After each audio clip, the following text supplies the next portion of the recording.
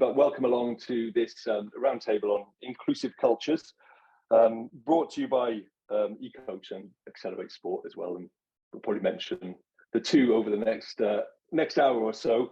But really pleased to bring everyone along for this really important conversation.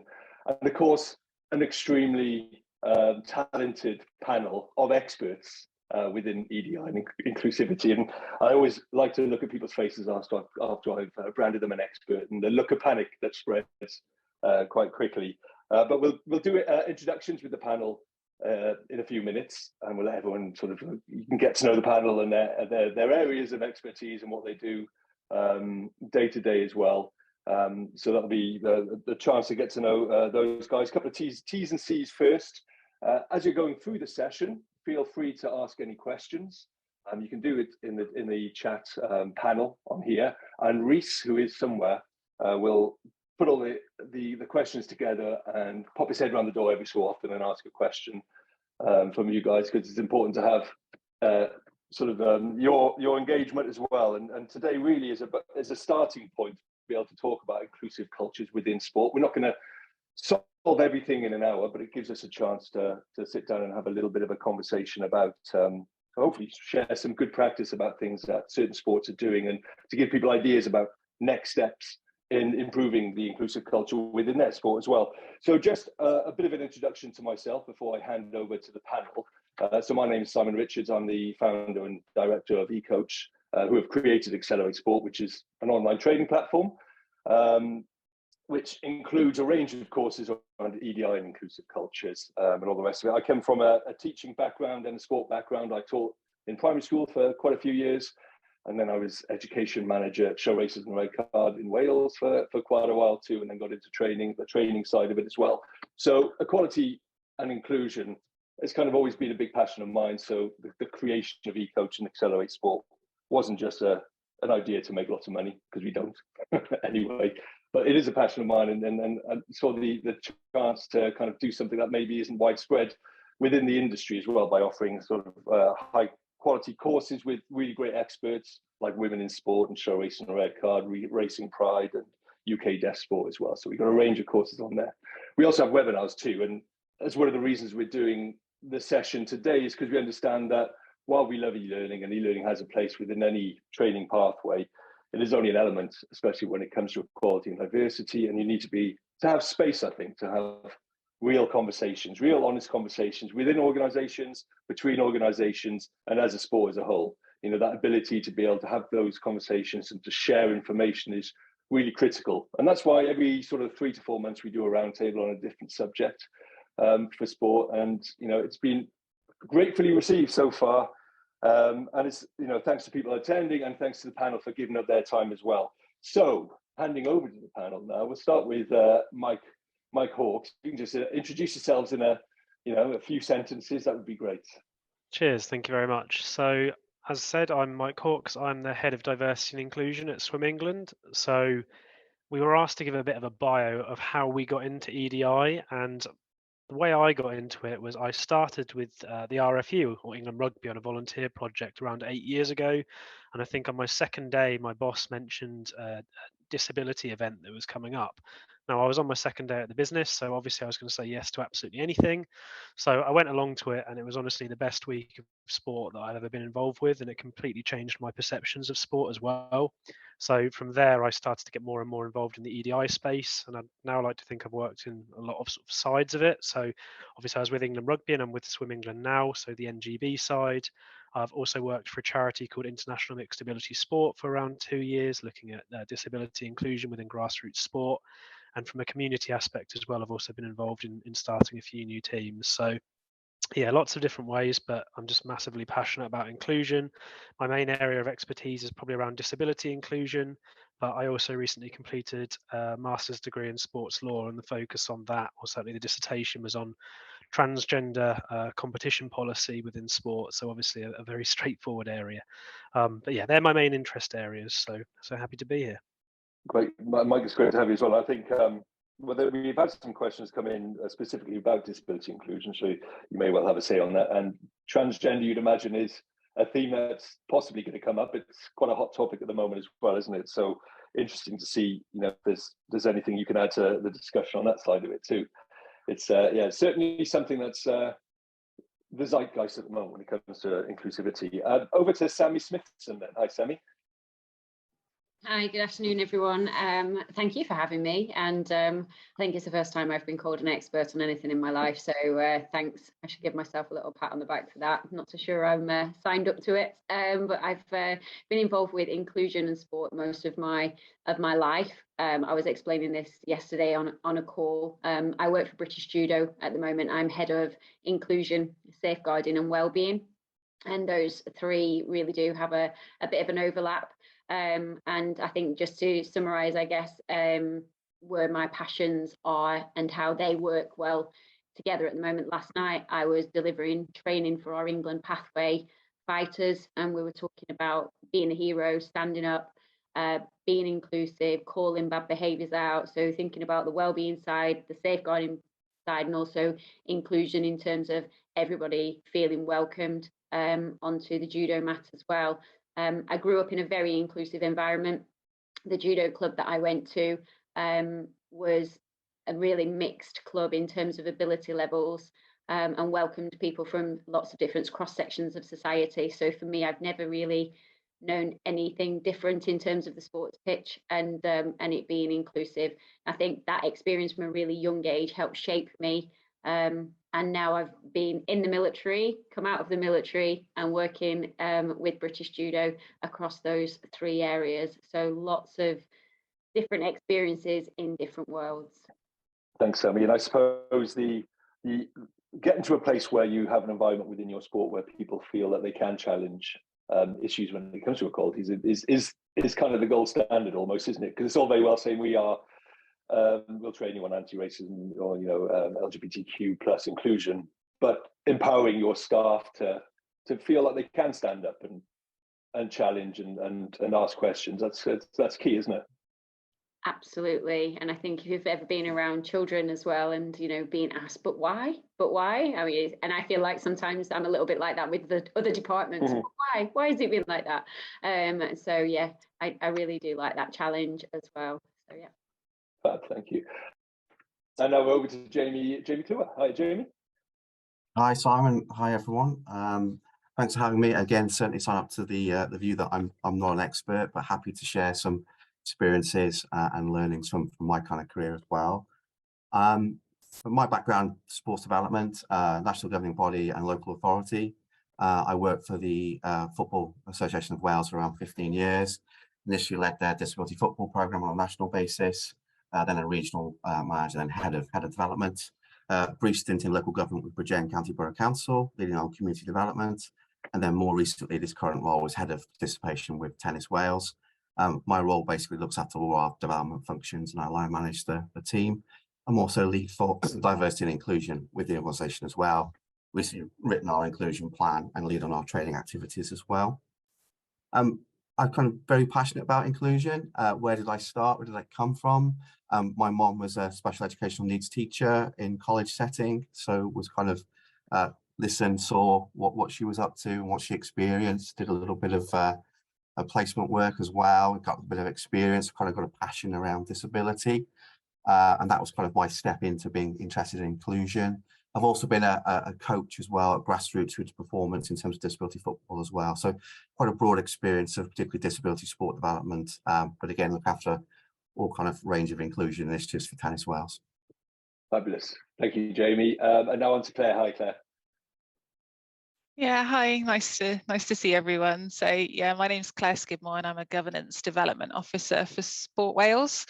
My lead areas in the governance team are recognition, safeguarding and equality. Like Sammy was saying, there's definitely a lot of crossovers between safeguarding and equality as well. So yeah, just kind of enjoying exploring that at the moment. I'm currently working on the new equality standard for sport, which is to be named. So I'm working with the other reps from the Sports Council equality group, so reps from England, Scotland, Northern Ireland, etc., UK Sport, to develop the new inclusion in sport framework to be named. We're currently going through branding at the moment. So that's a framework that's moving away from the current standards into a new kind of continual improvement journey, essentially. A bit of background then. So I've got about 10 years worth of experience working in the equality sector, mainly in education equality, working for Show Races and Red Card, which is where I know Simon from a previous role. And also more recently, which is what I worked in before I came to Sport Wales, which is Race Equality First, where I was actually a casework manager. So I suppose I would say my expertise would be in case management around discrimination complaints and concerns. So I basically supported a number of people along their journey of making a complaint and just kind of empowering them to do that really within the workplace, within a public sector organisation. So I have quite a lot of experience in doing that and in understanding case management and discrimination complaints across all the protected characteristics, actually. I also delivered a lot of training around inclusive cultures and equality generally as well. So yeah, that's a bit of a kind of me in a nutshell.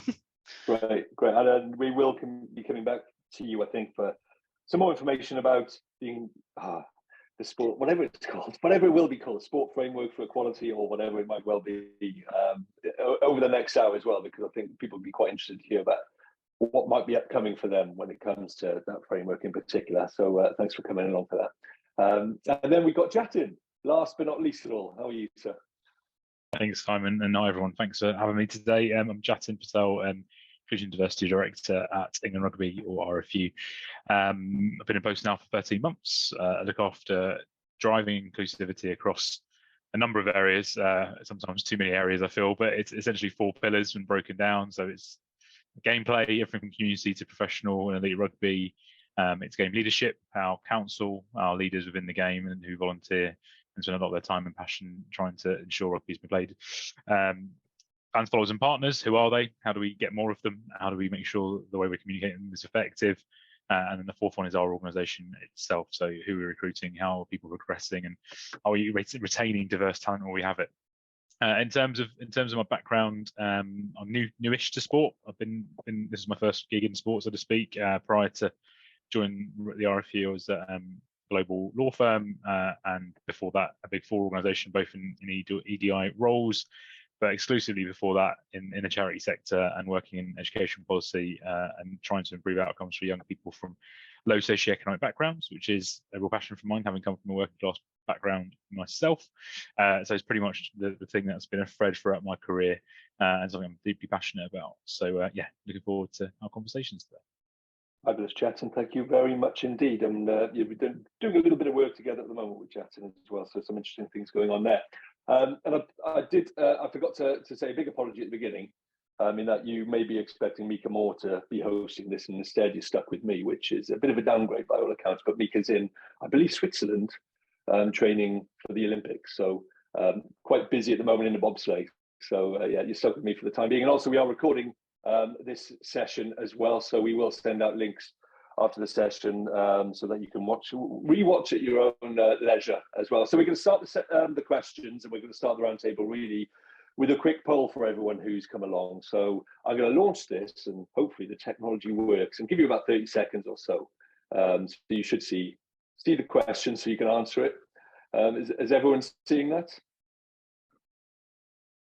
Fabulous. So have a quick read, and there may be a degree of self-promotion going on throughout this webinar, but this roundtable, but we do courses on all those four areas plus more. So it's useful just to say that with some great experts.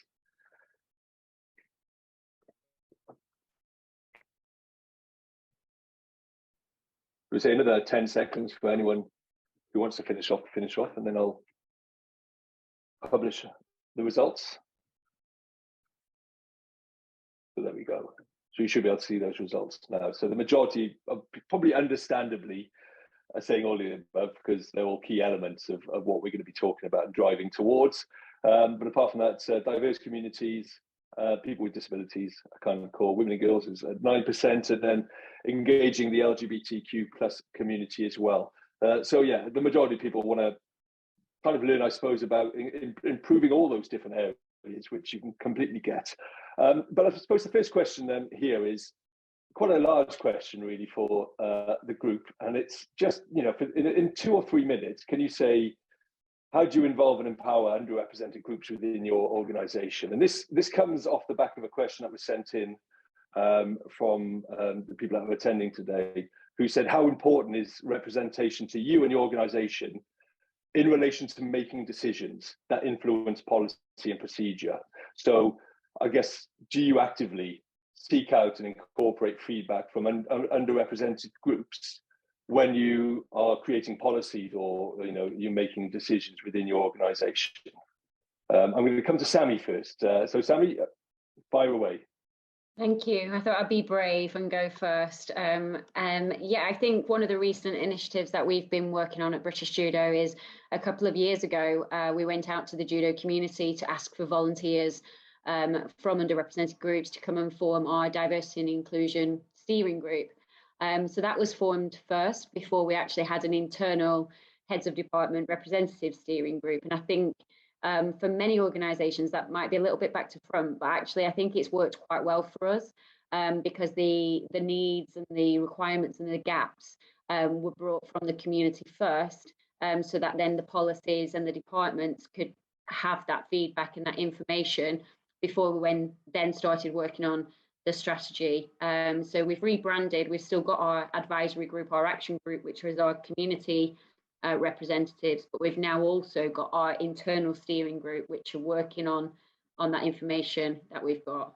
I'll hand over to Mike. He's got his hand up now. Cheers, thank you very much. I think us, particularly recently, we've probably been guilty, or certainly over the last few years, of deciding what people want for groups rather than deciding what they want for, or working with them to co-produce something. So at the moment, we're actually going through our strategy writing process, which I know a lot of organisations are, that sort of post-COVID world, and deciding particularly around a 10-year strategy off the back of obviously Sport England's uniting the movement. So we recognised we probably didn't have the insight that we needed from the communities we'd be working with. So we launched a survey that some of you may have seen called England Swims. And we very specifically said, and we've never done this before, we don't really want to hear from the swimming community. You're already bought into aquatics, and that's absolutely fantastic, and obviously we want to support you, but this isn't about you. We wanted to hear from people that either don't swim or can't swim, and particularly from ethnically diverse communities. So in order to actually access those groups, we worked very closely with a couple of organisations, or a lot of organisations, but a couple that I could pick out would be Sporting Equals, who actually went and delivered face-to-face questionnaires for us. So they acted as gatekeepers to that community and as a trusted partner. And the other group that we worked with, and it was for the first time at that point, with the Muslim Sports Foundation. And Sporting Equals were absolutely fantastic, and that face-to-face work wasn't something we would have been able to do organisationally. But the Muslim Sports Foundation actually were able to help us engage with over 1,000 individuals that went on to complete what was quite a lengthy survey, and got us the sort of insight that we never would have been able to get. And now we can input that directly into our strategy, and we'll look to organisations like that to be strategic partners to help us decide on what action we're going to take off the back of it. So from our point of view, and the question itself of how do you involve and empower groups, they're quite different things. Involving is around getting that access first and working with the groups, giving them the space or giving them the platform, and empowering them is ensuring they have the confidence and the ability to then be able to ensure their voice is heard as well. I can't actually see who else has got their hand raised because of. If I jump in, I'm going to yes, I'm going to randomly pick someone, and Jatin, it might be you, just to give you a heads up.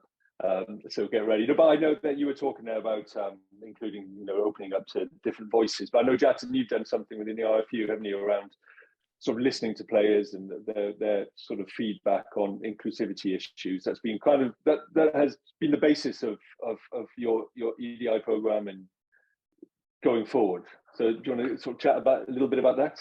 Yeah, and Jamie, I did see your hand up, so I'll definitely hand straight over to you once I've got cracked on. But yeah, exactly that's on. So I think, but similar to Sammy and Mike in terms of some of our activities, but there's definitely a piece of work we're doing at the moment, and I've been doing for a little while now, in terms of understanding the extent to which people experience the game through their respective diversity and discrimination they face, sure, but also more importantly, what we could be doing as a collective to improve those experiences. So a lot of that has been around, there's a lot of push and pull, as you can imagine, and I'm sure you've all experienced it, trying to make sure it's kind of kind of unified across the community and the elite levels of the game. What it's actually done is highlight, and I think it's meant to surprise to many people, the structural challenges within a sport like rugby, particularly in England. But what it's actually been most powerful is the platform is allowed in terms of players to hopefully, I hope that most of them we've talked to will say this, to have kind of almost a quite trusting environment to share those experiences and see them go somewhere. And I think it sounds like a really simple thing, but actually listening to participants and making sure you're doing something with that insight is really critical. So broader than that project, the piece we're doing around data and insights is really one, it's really embedded in the way we do a lot of things, but it's now become really widespread. And we look at diverse groups specifically, but I'm constantly trying to bring the inclusivity themes from each to make sure we've got a consistent approach across all groups to varying degrees of success so far, but hopefully better for the long run. But Jamie, I know you had your hand up, so might be worth handing over to you. Sorry, Thanks, yeah, I was going to pick up on Mike's point around the point around involve and empower. So I think we need to do more around involve. Similar to Sammy, we have an advisory group and we've brought in people from outside of the sport to help us shape our future direction. But I wanted to share kind of an empower example. And we kind of, our biggest challenge I feel in tennis, other than facilities, is workforce. Post-COVID, we've seen a great reduction in the number of people working in the sport, helping us to grow it. So we need to grow the workforce, but actually we stopped and reflected. Actually, we need to make sure the workforce reflects better Welsh communities and their diversity. So we've been running a bursary program for around 2 years now, in terms of empowering key community groups to come into the sport, providing financial support, but actually that's just the starting point.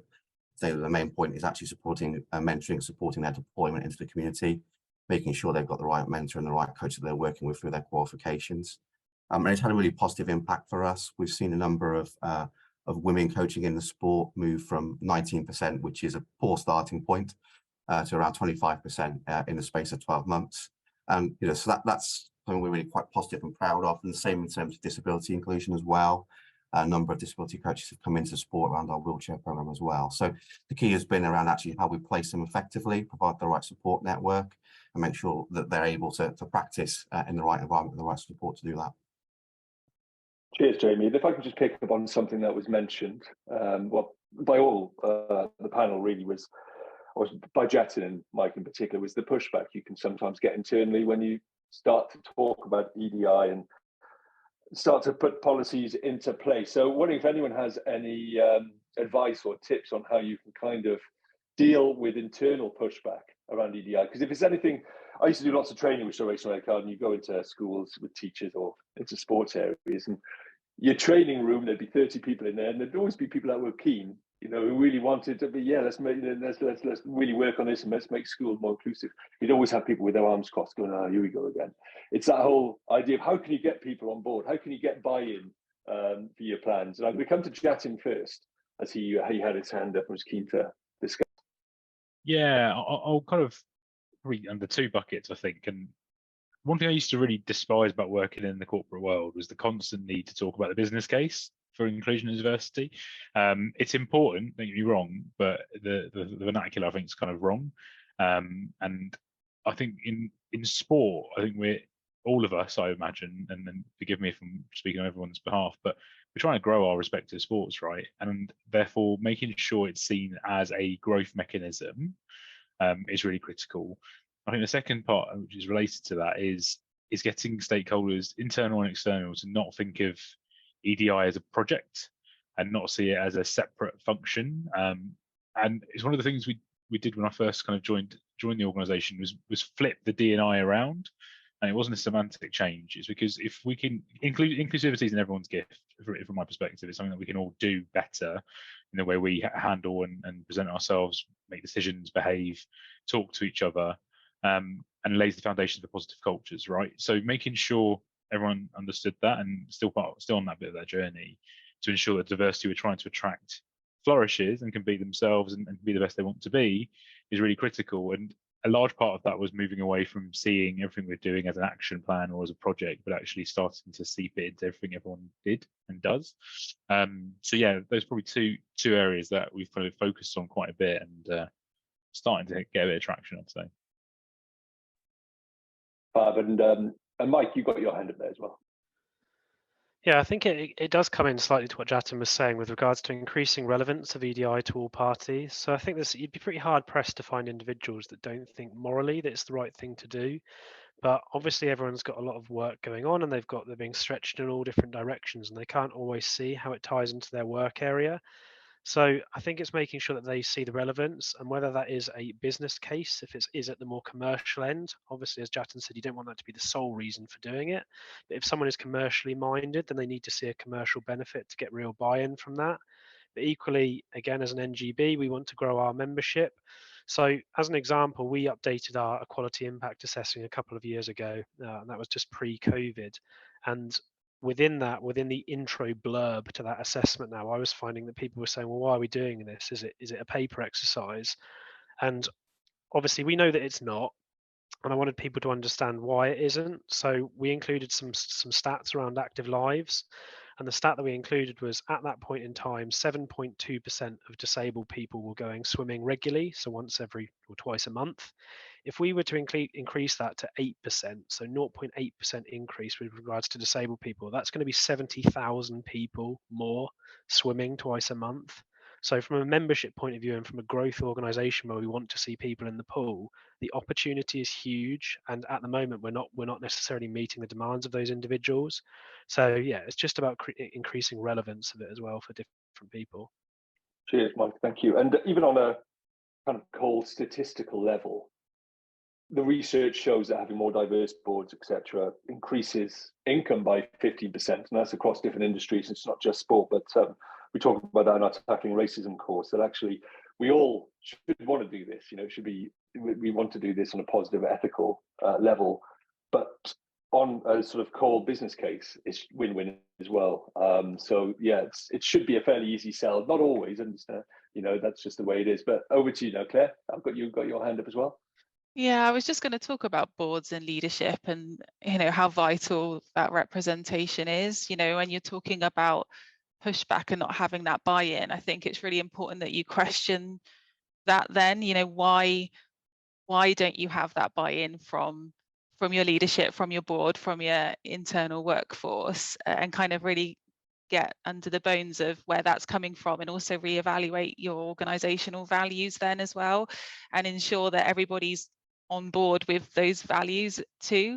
And I think it's really important that everybody shares those and is part of driving that agenda forward. I think Jatin's absolutely spot on that true embedding means that EDI isn't seen as a separate project. And I think it's really important for organizations to go away and think, what does embedding equality or inclusion actually mean, and what does that look like? Because I think a lot of people still don't fully understand what embedding EDI actually means and what does it mean for their organization. I think it's really important that boards that have that kind of training and understanding about that leadership have that training and understanding about that, and everybody is buying into it, and it's across the whole organization as well. It's really important that EDI doesn't just sit with one individual within the organization. It needs to be on everybody's agenda in order to drive it forward and make real sustainable change, essentially. So yeah, we're just coming back to your comment on boards and board diversity and diversity in leadership and how vital that is.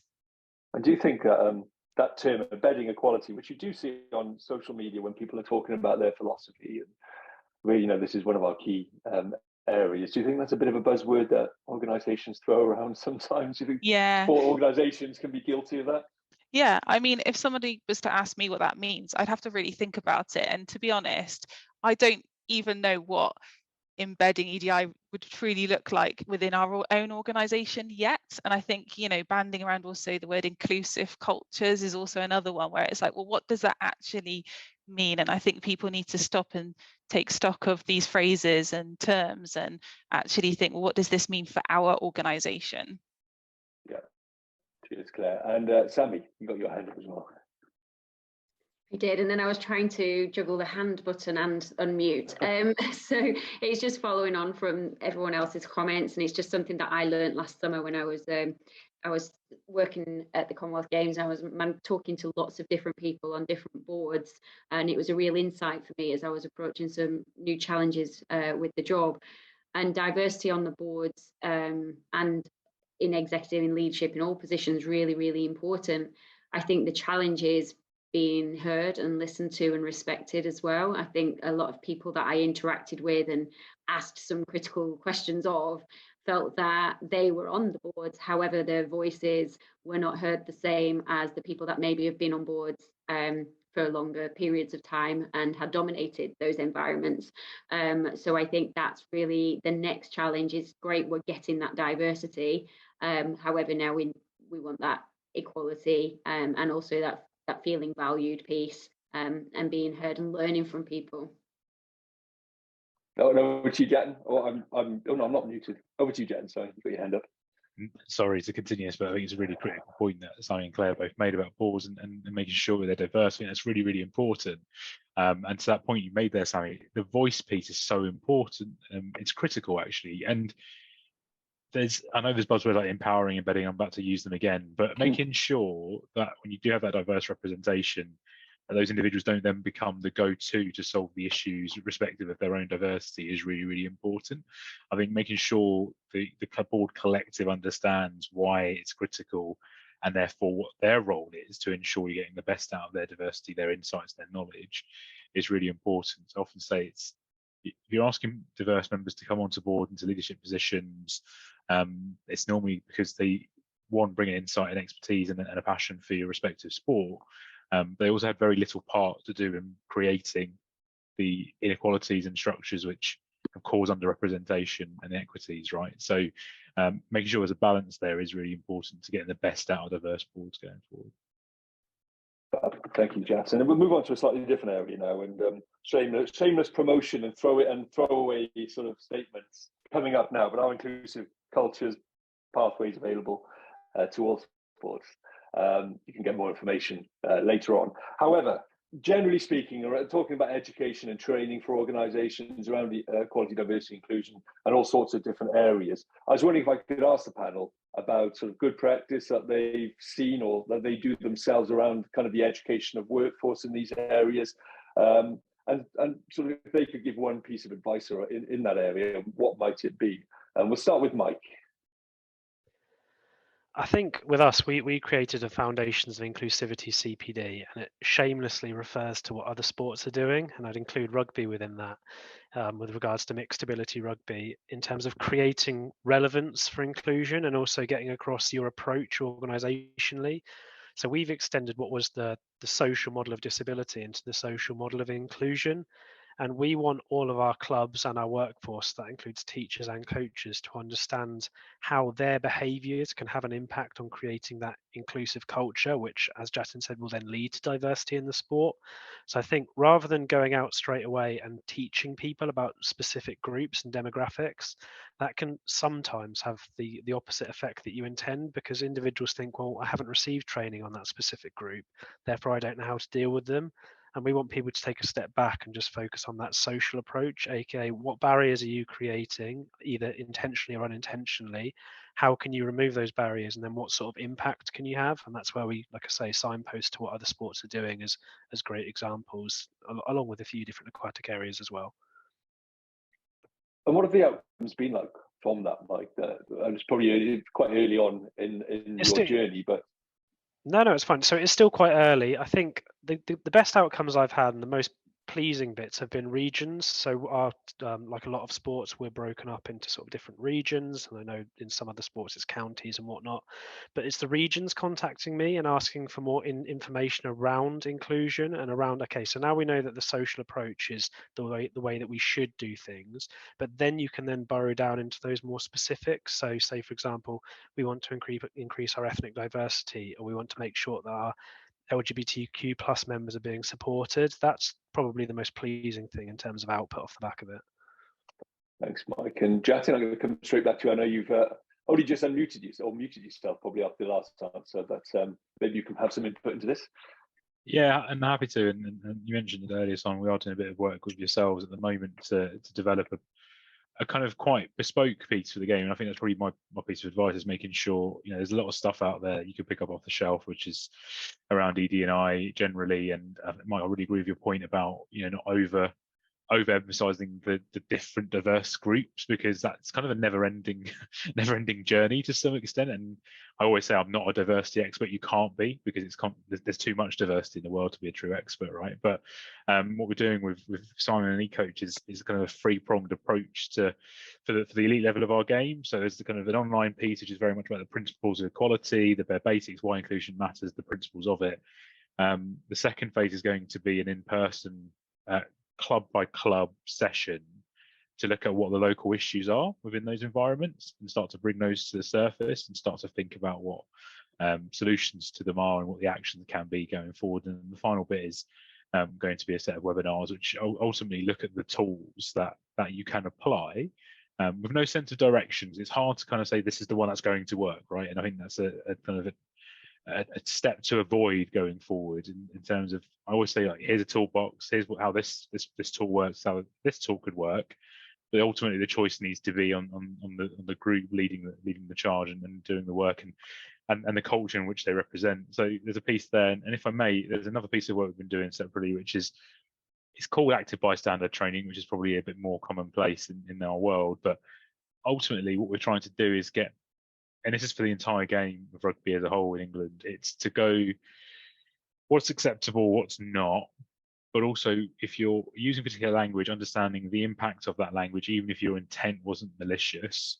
And the final piece of this training is to look specifically at if you're at the wrong end of discrimination in any form, be it a microaggression or an overt piece of discrimination, how you can call it out in various ways and build the confidence to do so, but also how people who are witnessing it around you should be doing so as well. So kind of trying to build a culture of not just reporting, but nipping stuff in the bud at the point it happens and making sure it doesn't become a festering thing within an environment or a culture.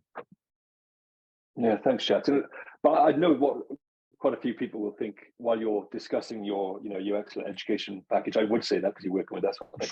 But they might say, well, they are if you're quite a large organisation, and we have many sports in here who maybe don't quite have the budgets you have, and I'm sure you'd like bigger budgets. Everyone does, do more. But I was wondering if there's any advice for the smaller sports when it comes to, because tailoring of training programs can be quite expensive, can take a lot of time and expertise and understanding, knowledge and confidence, and maybe within a smaller sport, maybe a quality person is also in charge of volunteering and safeguarding and has a range of different roles within that sport too. So just wondering if either you, Jatin, or anyone else has any advice on how you can roll out really great training programs around EDI, but maybe with fairly limited time and budget.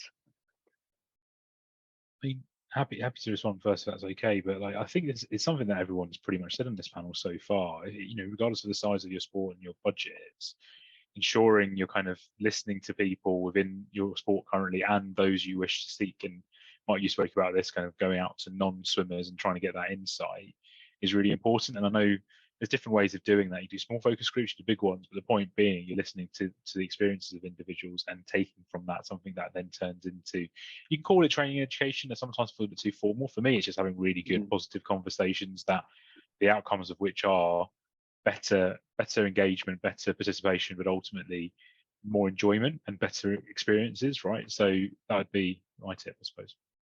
Yeah, and Jamie, you got your hand up, so over to you. Yeah, that's great. Tennis Wales is a relatively small organisation with 14 people, so everyone is kind of a master of many different trades within the organisation. We've done the core kind of base training, getting a level of understanding across the organisation. We're working with eCoach to roll out a baseline of inclusion training, also doing some face-to-face training as well. I guess my kind of focus has been to kind of tailor those conversations on an individual basis. So through people's personal development plans, their personal development reviews on an annual basis, actually getting into individual conversations around their own experiences and learnings. And I feel it's quite experiential, so we can work strategically to give them a baseline of understanding and kind of detailed knowledge, but actually it's about how they then go and put that into practice. So I work with my staff team to understand really, okay, through your work, engaging diverse communities, for example, these are the outcomes we're trying to achieve. What have you learned from that? And we reflect on that, and as off the back of that, try and focus on developing some individual training plans from there as well. So really try and drill into the detail on an individual basis of people's own experiences and knowledge base to try and grow that moving forward. So a real kind of detailed approach on an individual basis. Brilliant, thank you, Jamie. And yeah, I think the sort of tailoring of learning to each sport is a key element, because everyone is facing different barriers, and even different clubs in different areas face different barriers within the same sport. So that's something that's certainly coming out here, is those conversations to be had about, those open conversations. And over to you, Claire. Yeah, I think I would just echo what Jamie was saying, and I think it's just a matter of getting out there into those communities. I think from my experience, the best learning I've ever had is just being surrounded by people that are very diverse. In my previous role, it was the most diverse workforce I've ever been a part of, and it was amazing, and I learned so much in that role just from being with those people. So I think that there, obviously there's training that you can do, there's online training you can do, there's in-person training you can do, and things like that. But the best way you can learn about other cultures, about other people, is just to get out there and be in among lots of diversity, and you'll learn more from doing that. And I think there's probably a lot that we as organizations could do around that, and a lot more that we could do around that kind of learning as well. So yeah, it was just I was just just reflecting and thinking about it, then thinking, well,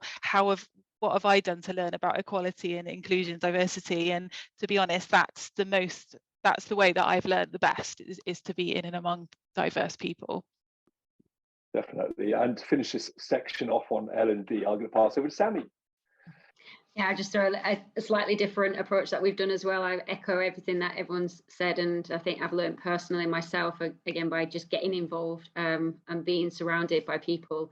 There's a couple of initiatives that we've done over the last couple of years that I've had really good feedback, where we've actually got people from our own community delivering training in the areas where they've got lived experience, whether that's a disability, whether it's because they're from an underrepresented group, and that's been received really well, because they speak the judo language, but they also are having that lived experience, and they can really connect with the coaches online or the employees, and talk about how it's been for them on their journey. So actually having that interaction with people from our own communities who have a variety of additional needs or underrepresentation, that's worked really well. It's that connection piece and putting it all together. Excellent, thank you, Sammy. We're going to change focus slightly now, and we've kept everything fairly broad until this point, but we've had a couple of questions come in, and there's an interesting one here, which may be for, I think, Mike and Jamie, and I'm sure others may want to come on it as well. But it says, what is your key piece of advice for someone who is leading disability inclusion in a sport organisation? So a little bit more focus on a particular area, protected characteristic. But maybe I'll start with you, Mike, as you have a background in this. Yeah, no, it's fine. I think from my point of view, and this is from my experience with Swim England as well, is making sure that you cater for a variety of people and a variety of disabled people. With regards to swimming, I came in and it was sort of we cater for disabled people because we have a para swimming offer. Now, para swimming is absolutely fantastic, and it gives individuals an opportunity to compete and go all the way up to Paralympic level. And we're really proud that we have that. But equally, that means that more mainstream offer of a disabled person that's going to a general swimming club for the first time, you need to make sure that those individuals are catered for as well. So making sure that it's not just a para offer, it probably gives you a bigger task, but allowing you to look at your club environment and think, well, how accessible is that for a disabled individual? And as we've said repeatedly throughout this, working with different organisations to help you improve that. So as an example, we recognise that some of our volunteering pathways may not be the most inclusive. So we're doing a project at the moment called the Ripple Effect, and we're working with every national disability sports organisation, and we're asking them to come in, volunteer for our pathway, the individuals that are interested in doing it, and just tell us everything that's wrong with it, be brutally honest, and we will use that as an opportunity to improve the pathway, ensure that they have a really positive experience the whole way through, whilst making sure that there's a sustainable change there. So like I say, make sure you focus on the whole if you can. Yeah, it's an interesting what you bring up there, and the fact that actually it's about inclusion within all sessions, rather than saying, well, this is a disability swimming session and this is whatever you want to call it. And we're working with a really interesting charity called Paracheer, Now, Paracheer is a cheerleading inclusion sort of charity for able-bodied and differently able-bodied people to be able to do cheerleading together. And the person who is running it broke their back actually doing cheerleading, so he's looking for a way to ensure that he could still take part in the sport that he loved, with, you know, in a mainstream group as well. So yeah, so we go back to that kind of self-promotion and saying that course will be out within the next 6 weeks. But actually, that's an important element, though, isn't it? Is to say, well, actually, let's not create different sort of groups and different sessions. Let's try and bring everyone together. And sometimes people who wish to do well can do a bit more damage in that respect. Yeah, no, definitely. And it might be putting it onto Jatin as well, but I learned my sort of inclusive approach via mixed ability sport. So disabled and non-disabled players playing mainstream sport in a mainstream environment, so just in a community club. And there are multiple examples of rugby clubs doing that, where it's brought in 30, 50, in some cases over 100 members, and it's changed the demographic, the diversity of that club as a whole, because they haven't just said, oh, well, we've got a para offer. It's how are we creating our mainstream offer as inclusive? Yeah, brilliant. Thanks, Mike. And I'm going to come to you, Jimmy. You're next up. Yeah, I mean, I think Mike's put forward a pretty clear, good summary there. I think my one point would be local relationships are absolutely key. So I think about my time leading disability football here in Wales. Our most successful long-term sessions were those that were really well connected in their local communities. They were the ones that were able to connect with community groups working with impairment groups in the community. They were able to find new volunteers and fresh faces to step into the sport, provided them the sport-specific training. They had the disability background to give them those skills to lead activities. So it was really crucial for me, is about those local connections on a local basis. We did a project with Mind Cymru, great national partner, but the most successful sessions were the ones that were really well developed relationships on a local basis with like local mind groups. I guess I just would echo again Mike's point that the most successful sessions again were the ones that were embedded in large existing clubs and provision.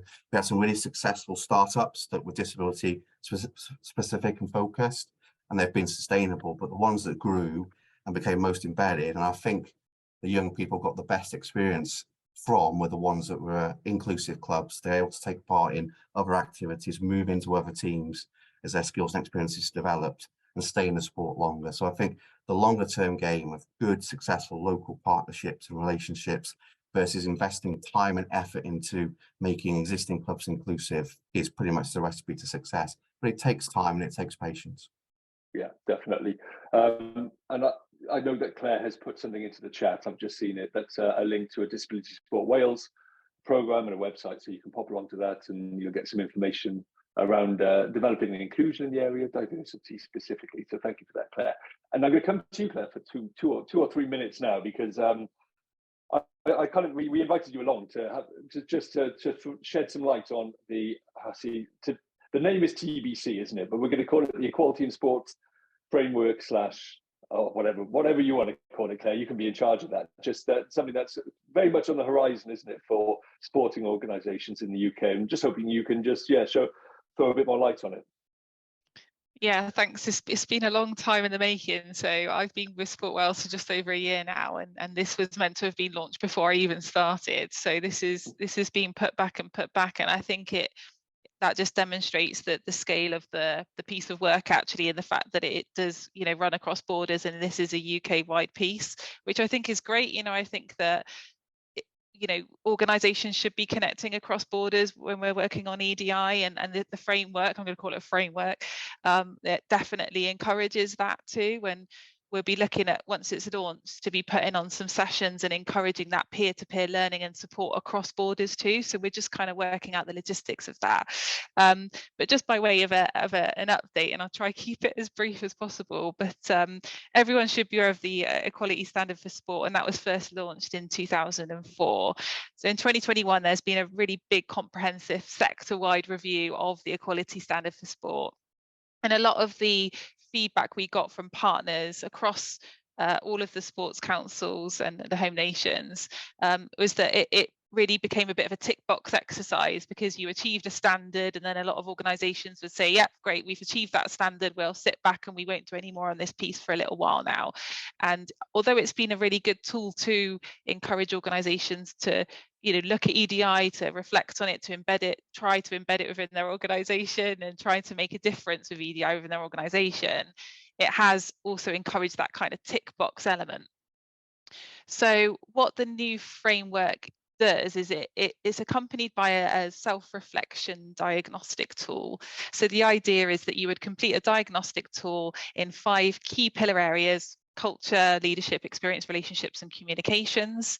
So it's kind of organizational wide, which means that everyone, all teams from the organization would need to input into this diagnostic on a very true and honest self-reflection of where are we actually with EDI. And there's lots of really helpful development indicator questions within that can help organizations decipher where they are. The danger with that being that some organizations might think, oh, we're doing great in this place, and actually they're not. So we are offering mentor guidance and support, and we will be setting up peer-to-peer, I suppose, kind of critical friend support sessions that will be facilitated by mentors, and we're looking at that to help our partners really across all of the home nations to kind of reflect on this, utilizing that tool. And then we've got a great resource then to encourage our partners to develop certain areas once they've decided or identified, I suppose, what their priority areas are within the organization. And the framework's great because you talk about different size organizations. So the bigger organizations will be able to develop on a different level compared to the smaller ones as well. Some might want to develop 3-4 of those pillar areas at once, and smaller ones might think, right, well, the culture or the leadership pillar or area is what we really need to prioritize for our organization at the moment, and they can work on that as well. So what the framework does is encourage that continual journey. So you self-reflect, you use a diagnostic, you access the framework, you write that into your strategy, your EDI strategy, your action plan, and then you come back round to it again and you self-reflect on the developments that you've had. There are no standards to achieve. We will be sharing success stories. We will be hoping that partner organizations will work together to share good practice. There is an excellence and inclusion that you can go for, and what would be part of that is how you influence the sector. So what are you doing to work with others to help bring them on that journey as well? It's pretty big and comprehensive, and I probably haven't done it justice in such a short space of time trying to explain it, but it will be launched within the next couple of months. Once it is, we'll certainly put on some briefings for all of our partners on that, and all organisations in the sector can access that as well. And we'll certainly then share what support we can offer in terms of accessing and engaging with the framework and taking it forward from there. Fabulous, thank you, Claire. And rest assured, all our training will be heavily linked into that framework / whatever it is, TBC names, in the sort of coming few months as well. So the whole sector kind of working together, I suppose, to improve things, which is what we're always after, isn't it? Okay, so we've only got 6 minutes left, and that's gone quick, isn't it? We scratched the surface like I thought we probably would. So it probably might be quite a nice idea to do something similar to this again in a few months' time. But what I thought would be great, and this is putting everyone on the panel seriously on the spot, as you would expect, but they are experts, so it is to be expected of them. The scared look comes back. Is if there's one bit of advice, if there's one thing you could tell people today, something that you can do that anyone in this meeting could potentially do within their organization to start building that kind of inclusive culture, so start building on EDI, etc. What might it be? So who's going to be the brave person to go first and have their kind of input on that? Let's have a look. Oh, yeah, Mike. Mike, you're always quite brave to go. You tend to go first quite often, but you're in pole position. Go for it. I think the biggest thing for me is if you're willing to make that commitment organisationally, obviously make sure everyone knows about that, but also give people the confidence to get things wrong. So if you are that EDI person, make sure that people know that they can come to you with any questions. They don't need to phrase it correctly. They don't necessarily, if they don't know, intentionally use the use the incorrect language, they can come and ask you quite bluntly, because that's the way that you can upskill individuals, is making sure that they have someone to go to. So if I was to say one thing, that would probably be the first thing I would do, is make sure that you're approachable and that, yeah, people know that they can come to you and ask you a question if they need to. Yeah, it's interesting, Mike, because when I was running, I was doing these sessions with teachers and pupils in schools, tackling racism, it was for anti-racism. You'd go into the staff room at break time and the teacher would say, would you like milk in your coffee, or would you like your coffee black? And would stop because they were scared of using the wrong terminology. So ensuring there's a safe space, I guess, and, you know, to a degree, obviously, but that, you know, mistakes can be made and it's all a learning process, isn't it? Jatin, hand up from you as well. Yeah, mine's quite closely linked to what Mike said, to be fair. It's almost an add-on, which is it's almost like you don't need to wait for your strategy or your plan to be formalized and in lights before giving stuff a go. And I think sometimes, particularly those of you who have an IND or EDI responsibility, you can always play the role of giving that permission to try things, and I think that's really important. So yeah, the confidence to have spaces to get things wrong and to some extent fail and learn from, but also just you don't need to wait for the formalized stuff to start things. Thank you very much. And on to you, Jamie. I think my point is you're only developing if you feel uncomfortable.